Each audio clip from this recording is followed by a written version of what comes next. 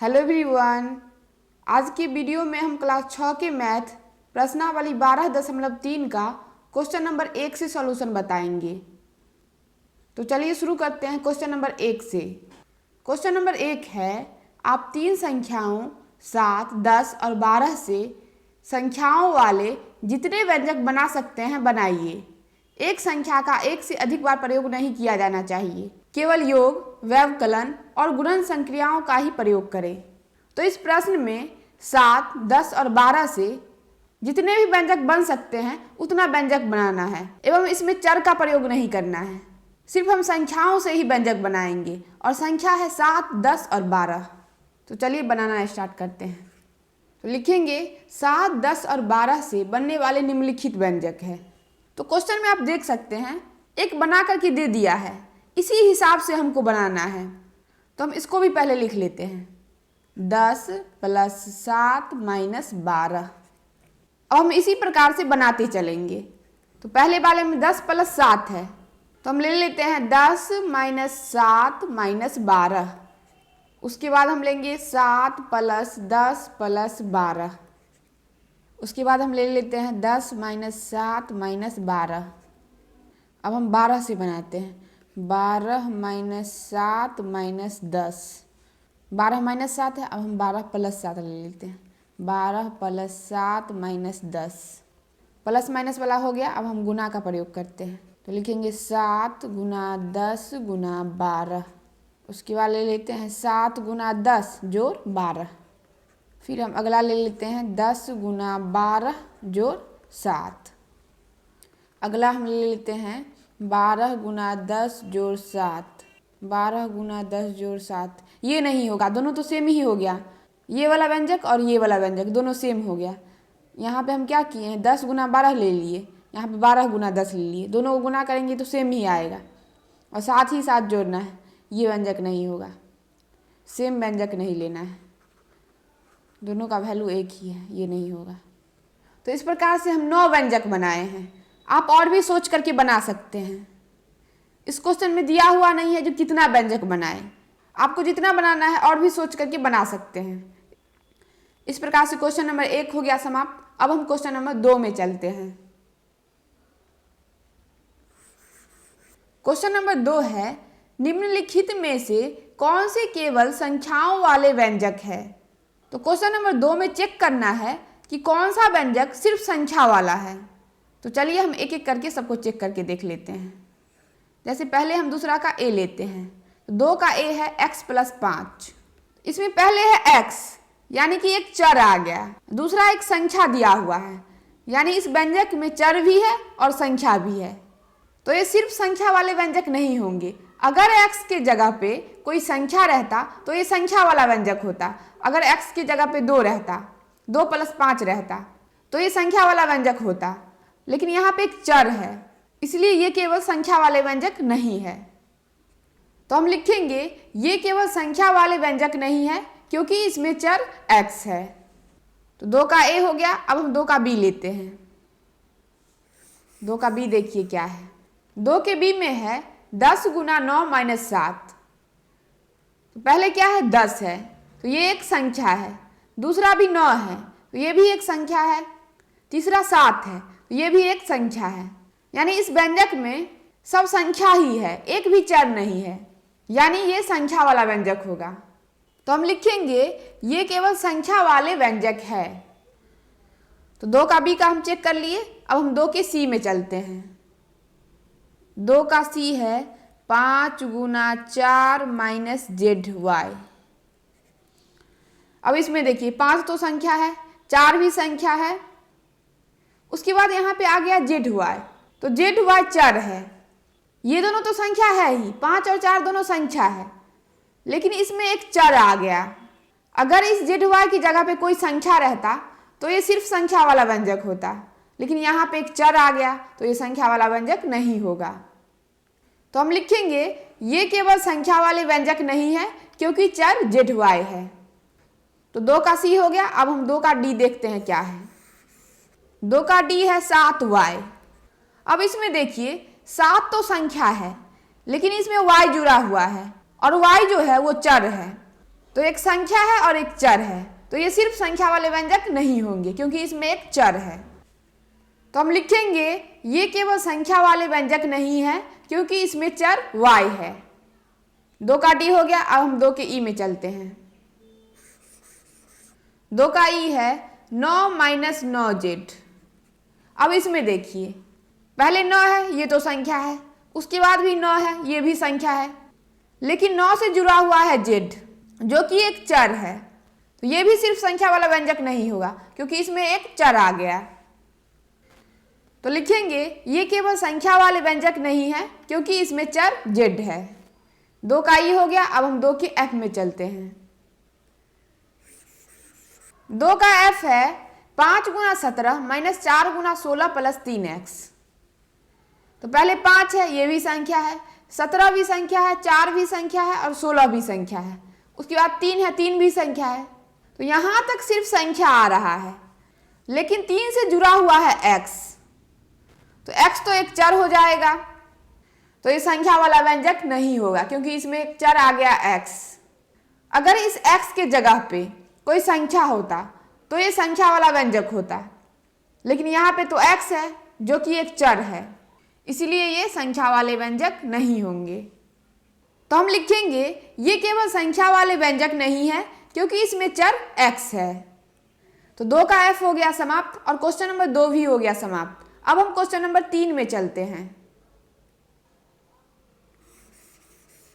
Question number 3 है निम्न व्यंजकों को बनाने में प्रयुक्त संक्रियाओं और संक्रियाओं में दिया हुआ है योग, व्यवकलन, गुणन, विभाजन को देखिए और बताइए कि ये व्यंजक किस प्रकार बनाए गए हैं। तो क्वेश्चन नंबर 3 में कुछ व्यंजक दिए गए हैं और इस व्यंजक में हमको चेक करके बताना है कि इस व्यंजक में किस संक्रियाओं का प्रयोग किया गया है, यानी कि जोड़ का प्रयोग किया गया है या घटाव का प्रयोग किया गया है या गुणा का प्रयोग किया गया है, और ये भी बताना है कि ये व्यंजक किस प्रकार बना है। तो इसको हम एक सारणी के द्वारा बनाते हैं। पहले हम व्यंजक लिख दिए हैं, उसके बाद लिखे हैं संक्रिया। संक्रिया का मतलब ये हुआ कि इसमें जोड़ का प्रयोग किया गया है या घटाव का प्रयोग किया गया है या गुणा भाग, जिस चीज़ का प्रयोग किया गया है उसको यहाँ पे हम लिखेंगे, जोड़, घटाव, गुणा, भाग। उसके बाद हम लिखेंगे कैसे बनाया गया, यानी कि ये व्यंजक जो है वो किस प्रकार बनाया गया है उसको हम यहाँ पे लिखेंगे। जैसे a है x + 9। अब इसमें देखिए किस संक्रिया का प्रयोग किया गया है, x + 9 है, यानी कि इसमें जोड़ का प्रयोग किया गया है। यहाँ पे आप देख सकते हैं इसमें जोड़ का चिन्ह है, तो इसमें जोड़ का प्रयोग किया गया है। तो x + 9 वाले व्यंजक की संक्रिया में हम लिख देंगे योग। अब हम लिखेंगे कि ये कैसे बनाया गया है, यानी x जोड़ 9 कैसे बना है। तो यहाँ पे x में 9 जोड़ करके x + 9 बनाया गया है। तो हम लिखेंगे x में 9 जोड़ा गया है। तो हम संक्रिया लिख लिए और कैसे बनाया जाता है इसको भी लिख लिए। तो 3 का a हो गया। अब हम 3 का b लेते हैं। 3 का b है x - 9। अब x - 9 में देखिए किस चीज़ का प्रयोग किया गया है, x - 9 है, यानी कि इसमें घटाव का प्रयोग किया गया है। आप चिन्ह से देख सकते हैं यहाँ पे घटाव का चिन्ह है, तो संक्रिया में हम क्या लिख देंगे, घटाव। घटाव लिखिए या व्यवकलन लिखिए, व्यवकलन को ही घटाव कहा जाता है। अब देखिए कैसे बनाया गया है। तो x में कितना घटाया गया है, 9। x में 9 घटा करके x - 9 बना है। तो हम लिखेंगे x में 9 घटाया गया है। 2 का b हो गया। अब हम 2 के c में चलते हैं। 2 के c में है 13y। अब इसमें देखिए क्या प्रयोग किया गया है, 13y का मतलब हुआ 13 गुना y, यानी कि इसमें गुना का प्रयोग किया गया है। तो आप यहाँ पे गुना लिखिए या गुणन लिखिए, कुछ भी लिख सकते हैं। तो हम लिखते हैं गुणन। 13y में गुणन का प्रयोग किया गया है। और ये बना कैसे है, तो हम लिख देंगे y को 13 से गुना किया गया है। तो y को 13 से गुना करके 13y बना है। 3 का c हो गया। अब हम 3 के d में चलते हैं। 3 का d है y/13। तो y/13 है, तो इसमें देखिए किस चीज़ का प्रयोग किया गया है, तो ये बट्टा में है, यानी कि इसमें भाग किया गया है। तो इसमें हम क्या लिख देंगे, विभाजन। विभाजन लिखिए या भाग लिखिए, कुछ भी लिख सकते हैं, दोनों का अर्थ एक ही है। अब ये बना कैसे है ये लिखना है, तो हम लिख देंगे y को 13 से भाग किया गया है। y को 13 से भाग किया गया है, यानी कि 13 से y में भाग दिया गया है। तो 2 का d भी हो गया। अब हम 2 के e में चलते हैं। 2 का e है 2y प्लस 15। तो 2y का मतलब हुआ 2 गुना y, यानी इसमें गुना का भी प्रयोग किया गया है। उसके बाद है प्लस 15, और इसमें जोड़ का भी प्रयोग किया गया है। गुना और जोड़ दोनों का प्रयोग किया गया है। तो इस व्यंजक के संक्रिया में हम लिख देंगे गुणन और योग। अब हम लिखेंगे कैसे बनाया गया।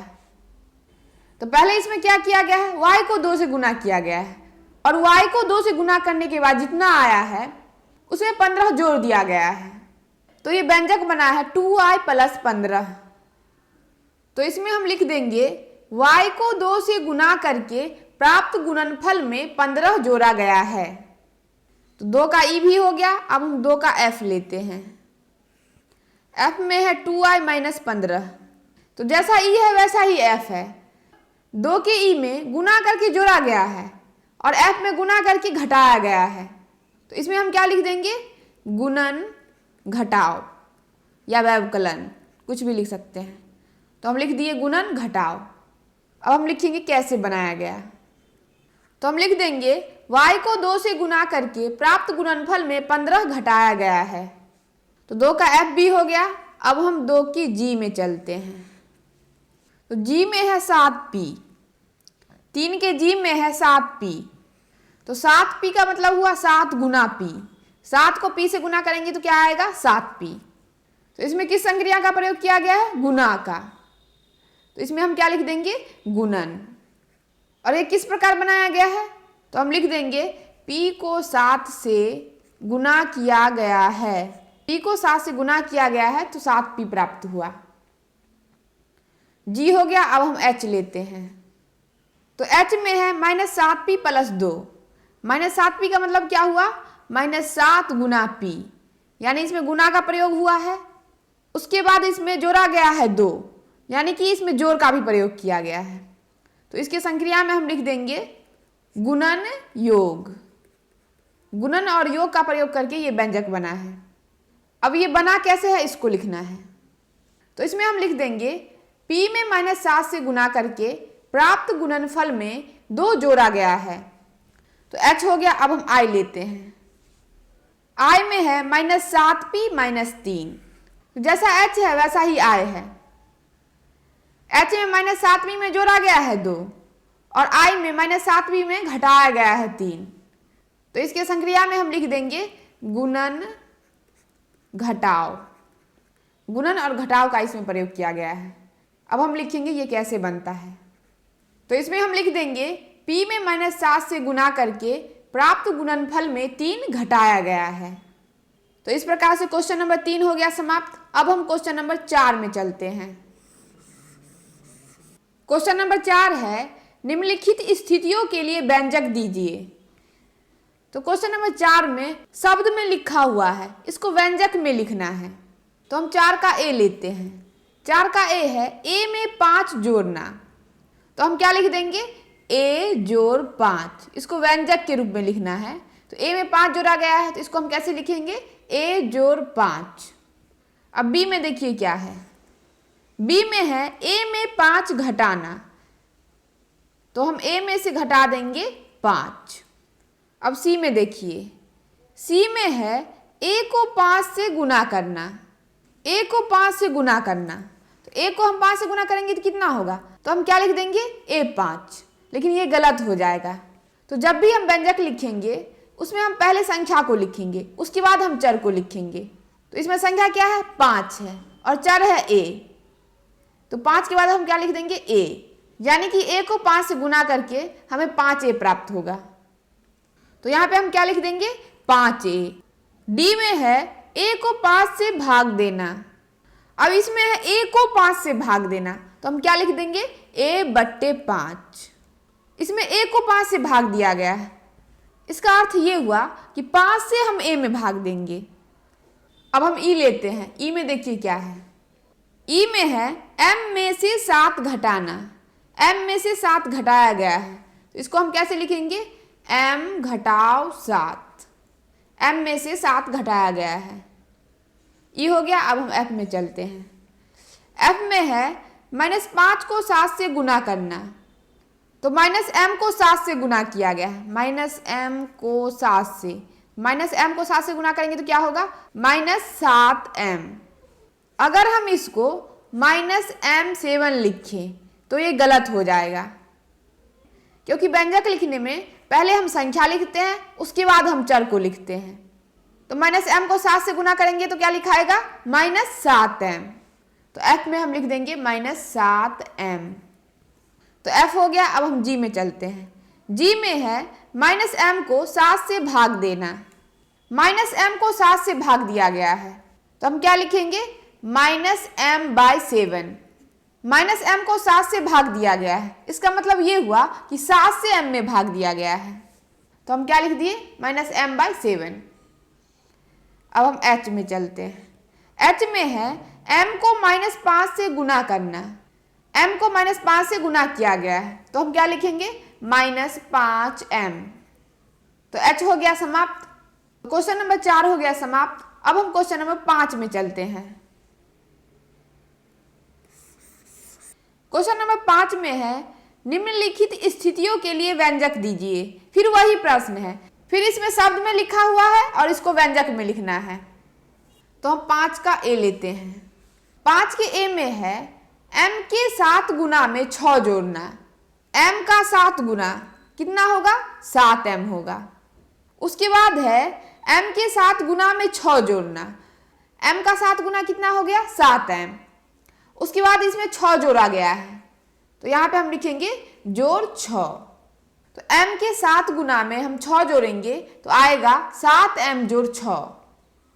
तो 5 का ए हो गया। अब हम बी में चलते हैं। 5 के बी में है 2a में 13 जोड़ना, 2a में 13 जोड़ा गया है, तो हम क्या लिखेंगे, 2a जोड़ 13। 5 का बी हो गया। अब हम सी में चलते हैं। सी में है x का -5 से गुना करना, x का -5 से गुना करना, x को गुना किया गया है -5 से। तो व्यंजक लिखने में पहले हम संख्या लिखते हैं, तो हम क्या लिखेंगे, -5x। x को -5 से गुना करने पे -5x प्राप्त होगा। सी हो गया। अब हम डी में चलते हैं। डी है x को -5 से गुना करके परिणाम में 10 जोड़ना, तो x को गुना किया गया है -5 से। उसके बाद है x को -5 से गुना करके परिणाम में 10 जोड़ना, तो x को -5 से गुना करेंगे तो कितना होगा, -5x। तो इसका परिणाम आ गया -5x, और परिणाम में हमको 10 जोड़ना है, तो -5x में क्या जोड़ देंगे, 10। परिणाम में 10 जोड़ना है, तो डी का आंसर हो जाएगा -5x जोड़ 10। अब हम ई में चलते हैं। ई में है x को 5 से गुना करके परिणाम में 15 घटाना, तो x को गुना किया गया है 5 से, तो x को गुना कर देंगे 5 से। x को 5 से गुना करेंगे तो कितना आएगा, 5x। उसके बाद परिणाम में 15 घटाया गया है, तो परिणाम में हम क्या घटा देंगे, 15। तो ई का आंसर हो जाएगा 5x - 15। अब हम f में चलते हैं। f में देखिए क्या है, f में है y को -5 से गुना करके, तो y को हम गुना कर देंगे -5 से, तो कितना होगा, -5y।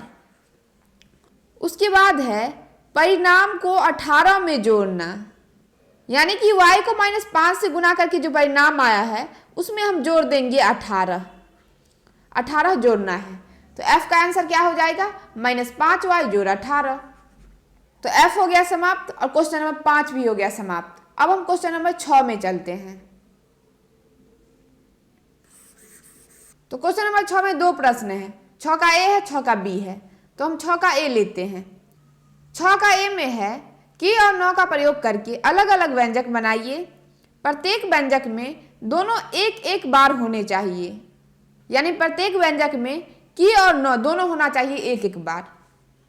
तो चलिए इसको बनाते हैं। के और नौ से बनने वाले व्यंजक,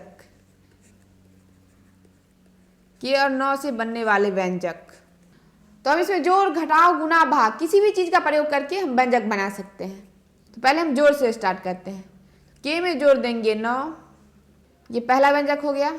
फिर हम के में घटा देंगे 9, तो जोड़ घटाव कर लिए। अब हम गुणा का प्रयोग करके बनाते हैं। तो हम 9 को गुणा करते हैं के से, तो कितना हो जाएगा 9 के। तो एक व्यंजक हो गया 9 के। तो जोड़ घटाव और गुणा हो गया। अब हम भाग का प्रयोग करते हैं। तो हम लिख देते हैं के बट्टे 9, यानी कि 9 से के में भाग दिया गया है। तो हम जोड़ घटाव गुणा का प्रयोग करके 4 व्यंजक बना लिए। और भी इसमें बन सकता है, लेकिन इसमें दिया हुआ नहीं है कितना बनाना है। तो हम जोड़ घटाव गुणा भाग चारों का प्रयोग करके एक एक व्यंजक बना लिए। तो 6 का ए हो गया। अब हम 6 के बी में चलते हैं। 6 का बी देखिए क्या है। 6 के बी में है m 5 और 7 का प्रयोग करके व्यंजक बनाइए। प्रत्येक व्यंजक में m अवश्य होना चाहिए। हर व्यंजक केवल 2 अलग अलग संख्या संक्रियाओं का प्रयोग करें। तो इसमें m 5 और 7 का प्रयोग करके व्यंजक बनाना है और सभी व्यंजक में m को लेना ही है। इसमें लिखा हुआ है प्रत्येक व्यंजक में m अवश्य होना चाहिए। उसके बाद है हर व्यंजक केवल 2 अलग अलग संख्या संक्रियाओं का प्रयोग करे, यानी कि प्रत्येक व्यंजक में 2 संक्रियाओं का प्रयोग करना है।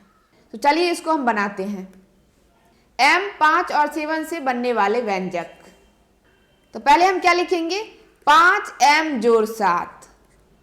सभी व्यंजक में m तो लेना ही है और प्रत्येक व्यंजक में 2 संक्रिया का प्रयोग करना है। इसमें आप देख सकते हैं 2 संक्रिया का प्रयोग किया गया है, गुणा का भी प्रयोग किया गया है और जोड़ का भी। 5m है, इसका अर्थ हुआ 5 गुना m। तो इसमें गुणा का भी प्रयोग किया गया है, उसके बाद जोड़ा गया है 7, तो इसमें जोड़ का भी प्रयोग किया गया है। तो ये व्यंजक 2 संक्रिया से बना है। दूसरा हम लेते हैं 5m घटाव 7। इसमें गुणा और घटाव का प्रयोग किया गया है। उसके बाद हम लेते हैं 5m बट्टे 7। इसमें गुणा और भाग 2 संक्रिया का प्रयोग किया गया है। उसके बाद अगर हम ले 5m गुना 7, इसमें तो दोनों गुणा का ही प्रयोग किया गया है, ये नहीं होगा। और भी बहुत सारा हो सकता है, जैसे हम ले लेंगे -5m जोड़ 7 या -5m घटाव 7। तो बहुत सारा संक्रिया बन सकता है इससे। तो इस प्रकार से 6 का बी हो गया समाप्त और क्वेश्चन नंबर 6 भी हो गया समाप्त।